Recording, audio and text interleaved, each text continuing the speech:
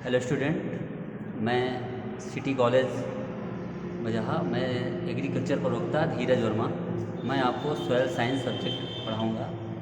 तो स्टूडेंट, हम soil science मृदा विज्ञान क्या है, इसमें आप मृदा निर्माण, वर्गीकरण, भौतिक गुण, रासायनिक गुण आदि चीज़ का अध्ययन करेंगे, जिससे आपको मृदा का अध्ययन और मृदा के गुण का पता चलेगा। तो आइए हम टॉपिक लेते हैं सॉइल साइंस। मृदा विज्ञान क्या है? अब हम सरल भाषा में कह सकते हैं, मृदा का अध्ययन करना ही मृदा विज्ञान कहलाता है। मृदा का अध्ययन करना ही बच्चों मृदा विज्ञान कहलाता है। आप जानते हैं मृदा का जो ऊपरी भाग होता है, पृथ्वी का जो ऊपरी भाग होता है मृदा कहलाता है। जो आप देखते हैं मृदा का जो ऊपरी भाग अर्थ क्रस्ट वही उसी को हम मृदा कहते हैं। अब आती है बात फादर ऑफ सॉइल साइंस। तो फादर ऑफ सॉइल साइंस आपके हैं बीबी डोकोचेव। और अगर आप ये पूरे विश्व के एग्रीकल्चर सॉइल साइंस फादर हैं, और Indian agriculture of soil science father आपके हैं डब्ल्यू फैदर। तो आप ये दो बातें नोट कर लीजिए, और हमेशा एग्ज़ाम में, कंपटीशन एग्ज़ाम में बहुत ही ज़्यादा क्वेश्चन पूछे जाते हैं। तो अब बात करते हैं सॉइल मीन्स मृदा क्या है। अब आपको मृदा जानना है, मृदा क्या है। तो मृदा शब्द कहाँ से आया ये आपको जानना है। तो मृदा शब्द एक लैटिन भाषा के सोलम शब्द से लिया गया है, जिसका अर्थ होता है फ्लोर। आप देखते होंगे कि फ्लोर, जिससे आप पृथ्वी है, सड़क है और आपका फर्श लगी है, उससे हम आप फ्लोर कह सकते हैं। तो सोलम का अर्थ होता है फर्श। तो हम परिभाषित कर सकते हैं कि पृथ्वी का ऊपरी भाग मृदा कहलाता है। पृथ्वी का ऊपरी भाग मृदा कहलाता है, जिसपे हम लोग पौधे उगाते हैं, चलते हैं, पेड़ पौधे, फसल, क्रॉप्स आदि चीज़ें उगाते हैं। अब बात आती है branch of soil science. Next topic आपका ब्रांच ऑफ सॉइल साइंस, मृदा विज्ञान की शाखाएं हैं। तो अभी आप इसमें पढ़ना है आपको, मृदा विज्ञान की दो शाखाएं होती हैं। नंबर 1 पेडोलॉजी और एक इडियोलॉजी। तो दोनों का अर्थ एक ही होता है। पेडोलॉजी का भी अर्थ होता है सॉइल साइंस, मतलब मृदा का अध्ययन करना, पेडोलॉजी कहलाता है। और इडियोलॉजी में भी होता है कि मृदा का अध्ययन करना ही इडियोलॉजी कहलाता है। पर डिफरेंस ये है बेटा, पेडोलॉजी क्या है? पेडोलॉजी का जो अर्थ वो होता है, यह शब्द ग्रीक भाषा से लिया गया है। Pedology पेडोन plus लोगस।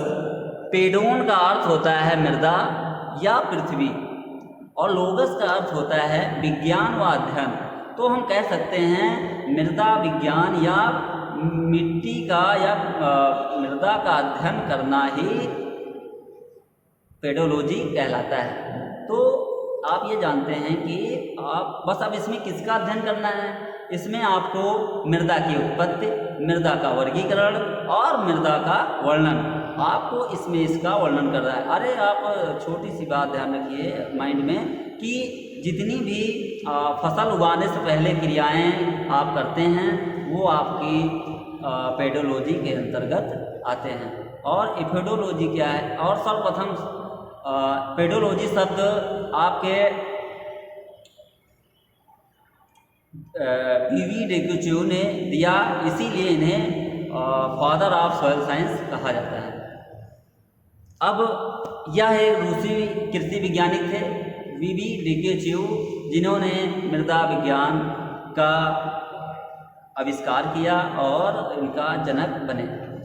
अब बात आती है एडियोलॉजी। एडियोलॉजी क्या है? पहले भी एक पेडोलॉजी में आप डिफिनेशन दे सकते हैं कि मृदा एक प्राकृतिक पिंड है। Soil is the natural body. प्राकृतिक से आपका आशय है कि जो मृदा प्राकृतिक से प्राप्त हुई हो, बनी हुई हो, उसे हम कहेंगे मृदा एक प्राकृतिक पिंड है। ये क्वेश्चन हमेशा पूछा जाता है। आपको ये मेंशन कर देंगे कि मृदा एक प्राकृतिक पिंड है, डिफाइन कीजिए। तो आप जानते हैं पैतृक पदार्थ अपक्षय से मृदा बनती है। पैतृक पदार्थ से आशय है जो मलमूत्र, पत्ते आदि से जो मिट्टियाँ खरपतवार सड़कर जो मिट्टी तैयार की जाती है उसे पैतृक पदार्थ है, पैतृक मृदा कहते हैं। अब बात आती है मृदा एक प्राकृतिक पिंड है। तो मृदा एक अपक्षय, आप जानते हैं अपक्षय क्या है? चट्टानों का टूटना ही अपक्षय कहलाता है। आप एक एग्जाम्पल के तौर पे ले लीजिए कि मृदा कैसे बनती है। तो मृदा सॉइल फॉर्मेशन, मृदा आप एक बड़ा सा आप क्या लीजिए, पत्थर लीजिए, उसमें छोटा सा छिद्र है, उसमें आप कोई कीड़ा या आप कोई चीज़ डाल दीजिए, धीरे धीरे क्या होगा, वो पत्थर को तोड़ देगा, ठीक, वो चट्टान टूट जाएगी। चट्टान जब टूट गई तो वो दो टुकड़ों में कट गई, तो वो हो गई एक अग्नीय चट्टान। उसके बाद धीरे धीरे क्या हुआ, उसका आकार बदला, तब तक क्या हुआ कि वो कन्वर्ट हो गई औषधि या परतदान चट्टान में। फिर वह थोड़ा थोड़ा गई तो वो बन गई आपकी रूपांतरित चट्टानें। तो आप एक और एग्जाम्पल मेरा ले सकते हैं कि नदी बह रही है, सपोज दैट नदी बह रही है, तो आप उसमें एक पत्थर डालो या रेत डालो, वो जब रेत डालोगे या बड़ा सा पत्थर डालोगे तो वो अग्नीय चट्टान होगी। फिर पानी के सहारे पत्थर अपना जाता रहेगा, ठीक है। तो बच्चों जब जाता रहेगा तो धीरे धीरे पत्थर टूट के कहीं इकट्ठा होगा, तो आपकी हो जाएगी औषधि या परतदार चट्टान। उसके बाद वो धीरे धीरे पूरा टूट के मिट्टी बन जाएगा या कुछ बन जाएगा, बालू और सिल्ट बन के आपका संगमरमर बन जाता है। ये आप लोग जानते हैं, बालू पत्थर मिलके आपका संगमरमर बनता है। ये होता है रूपांतरित चट्टान। ओके बेटा, तो अब इडेफोलॉजी। अब इडेफोलॉजी क्या है? यह शब्द दो शब्दों से मिलकर बना है, एडाफोन प्लस लॉगस। एडाफोन का अर्थ होता है सॉइल या मृदा और लॉगस का अर्थ होता है एसटीडी। तो हम इसे ऐसे परिभाषित कर सकते हैं कि एडेफोलॉजी मृदा विज्ञान की वह शाखा है जिसके अंतर्गत मृदा के पोषक तत्व, मृदा की वृद्धि, उपज, फसल की उपज, मृदा के गुण आदि का अध्ययन करते हैं, उसे हम एडेफोलॉजी कहते हैं। और ये according to edaphology soil is the natural habitat for plant. पौधों के रहने का घर एडेफोलॉजी कहलाता है। ये अधिकतर ये टॉपिक मेंशन होता है और आपको इस पे आंसर देना होता है। तो पौधों के रहने का घर एडेफोलॉजी कहलाता है बच्चों। तो हम इसे डिफाइन कैसे करेंगे कि पौधों का रहने का घर एडेफोलॉजी कहलाता है। तो अगर आप कोई फसल उगाते हैं तो उसमें सबसे पहले देखेंगे कि उसमें सूक्ष्म पोषक तत्व हैं, कितनी आयरन है, कितना अल्मीनियम है, कितनी डीएपी डालनी है, कितनी जिंक डालनी है। तो उसका हम लोग चयन करके क्या करते हैं, फसल को उगाते हैं और फसल मिट्टी के उपजाऊ या ना उपजाऊ होकर अपना काम करती रहती है, जिससे फसल उग जाती है। और इसी को हम पौधों के रहने का घर कह सकते हैं।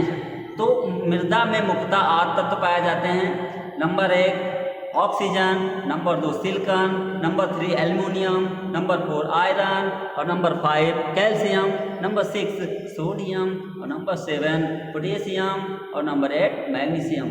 जो सबसे ज़्यादा आपका ये क्वेश्चन हमेशा पूछा जाता है कि मृदा में सबसे अधिक परसेंटेज या प्रतिशत में कौन सा तत्व पाया जाता है।